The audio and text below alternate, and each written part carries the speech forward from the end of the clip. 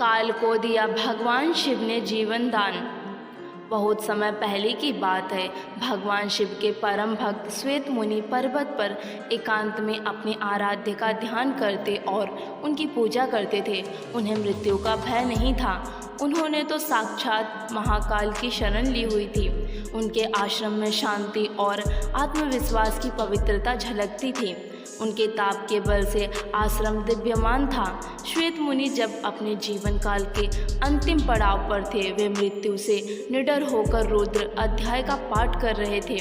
उनके जीवन की अंतिम श्वास चल रही थी। अचानक वे चौंक पड़े। उनके समक्ष एक विकराल आकृति खड़ी थी। पूरा शरीर काला था और उसने काले वस्त्र धारण कर रखे थे।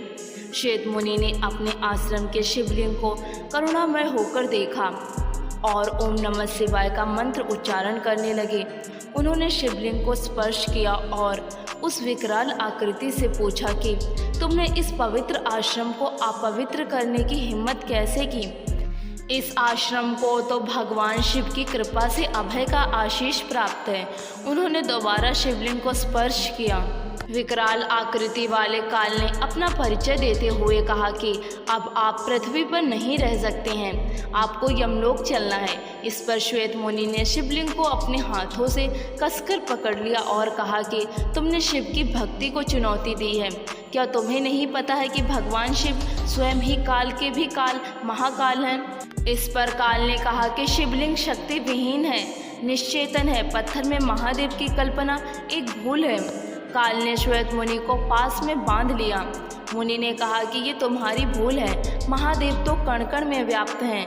विश्वास के साथ उनका आवाहन करने पर वे अपने भक्त की रक्षा करने आते हैं। तभी भगवान शिव माता पार्वती के साथ वहां प्रकट हो गए।